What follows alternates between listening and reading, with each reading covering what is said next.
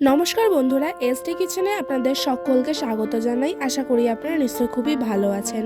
আজকে আরও একটি ভেজ রেসিপি নিয়ে আপনাদের সামনে আমি হাজির হয়েছি। আজকের এই রেসিপিটির নাম হলো ভেজ মুগের ডাল। আশা করি আপনাদের এই ভেজ মুগের ডাল রেসিপিটি দেখতে খুবই ভালো লাগবে। যদি ভালো লেগে থাকে তাহলে লাইক কমেন্ট শেয়ার করতে একদম ভুলবেন না। আর আপনি যদি আমার চ্যানেল নতুন হয়ে থাকেন তাহলে চ্যানেলটিকে অবশ্যই সাবস্ক্রাইব করে নেবেন। তো চলুন সম্পূর্ণ ভিডিওটি স্কিপ না করে দেখতে থাকুন।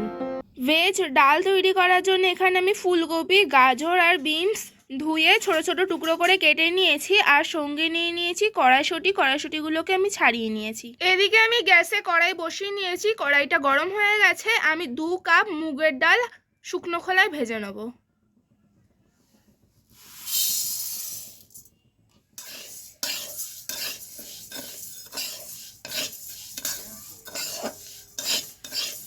মুগ ডালটাকে শুকনো খোলায় হালকা করে আমি ভেজে নিয়েছি। এবার আমি মুগ ডালটাকে তুলে নেব। যে মুগ ডালগুলোকে আমি শুকনো খোলায় ভেজে তুলে রেখেছিলাম সেই মুগ ডালগুলোকে এবার আমি সিদ্ধ বসাবো। তার জন্য আমি প্রেশার কুকার গ্যাসে বসিয়ে নিয়েছি। প্রেশার কুকারের মধ্যে আমি পরিমাণ মতন জল দিয়ে দিয়েছি। জলটা গরম হয়ে যাওয়ার পর আমি মুগ ডালগুলোকে জলের মধ্যে দিয়ে দেবো। জলটা গরম হয়ে গেছে, এবার আমি মুগ ডালগুলোকে জলের মধ্যে দিয়ে দেবো।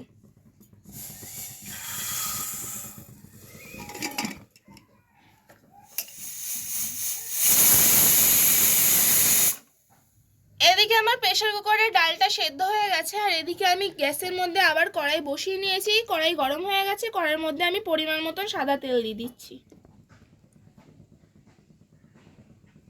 সাদা তেলটা গরম হয়ে গেছে। এবার আমি ছোট ছোট করে যে সবজিগুলোকে কেটে রেখেছিলাম সেই সবজিগুলোর মধ্যে আমি প্রথমে গাজরটাকে ভেজে তুলে নেব।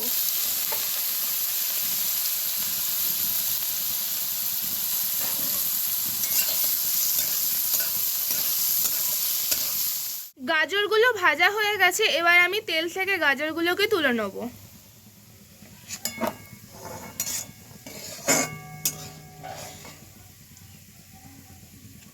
গাজরগুলো ভেজে তুলে নেওয়ার পর এবার আমি ওই সেম তেলের মধ্যে ছোট ছোট করে কেটে রাখা ফুলকপিগুলো ভেজে নেব।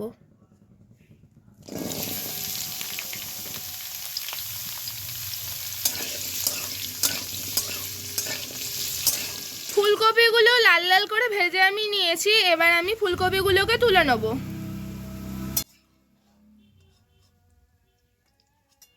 ফুলকপিগুলো ভেজে তুলে নেওয়ার পর এবার ওই সেম তেলের মধ্যে আমি বিনসগুলোকে ভেজে নেব।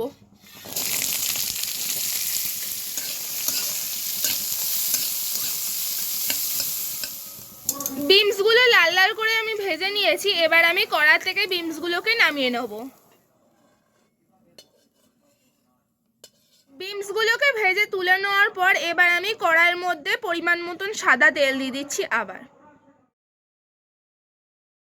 মুগের ডালটা আমি প্রেসারে সিদ্ধ করে তো নামিয়ে নিয়েছি। এবার আমি মুগের ডালটাকে কাটা দিয়ে নেবো। ততক্ষণ আমার তেলটাও গরম হয়ে যাবে কড়ার। এবার আমি মুগের ডালটাকে কাটা দিয়ে নেবো।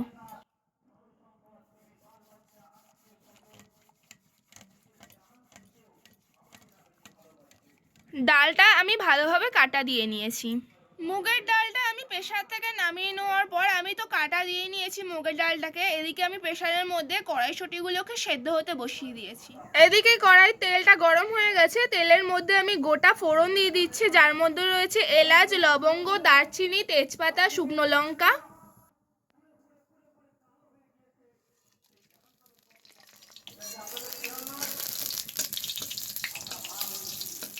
এলাচ, লবঙ্গ, দারচিনি, শুকনো লঙ্কা, তেজপাতা দেওয়ার পর এবার আমি অল্প পরিমাণে গোটা জিরে দিয়ে দিচ্ছি।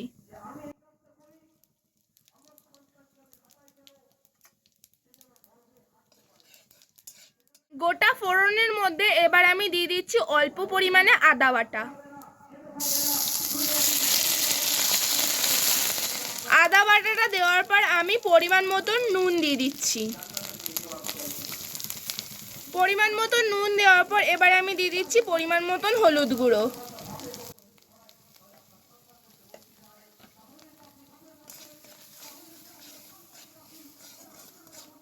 নুন আর হলুদ গুঁড়ো দেওয়ার পর এবার আমি দিয়ে দিচ্ছি ভেজে রাখা সবজিগুলো।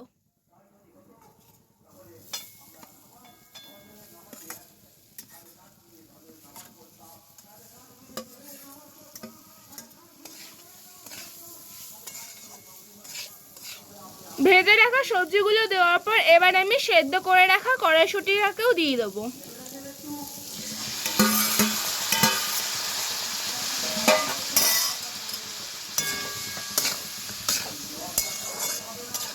সব সবজিগুলোকে দেওয়ার পর এবার আমি দিয়ে দেবো কাজু আর কিশমিশ।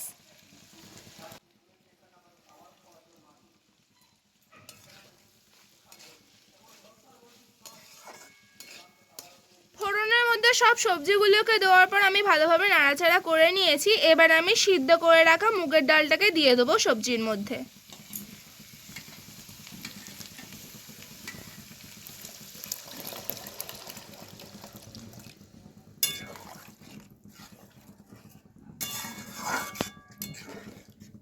সবজির মধ্যে ডালটাকে দেওয়ার পর এবার আমি ঝালের জন্য 3টে কাঁচা লঙ্কা দিয়ে দিচ্ছি।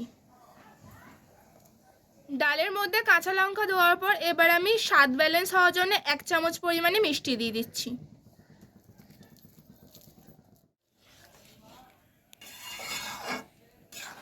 তো আমাদের ভেজ ডালটা রেডি হয়ে গেছে। নামানোর আগে আমি ভেজ ডালের মধ্যে দিয়ে দিচ্ছি 1 চামচ পরিমাণে ঘি আর অল্প পরিমাণে গরম মশলার গুঁড়ো।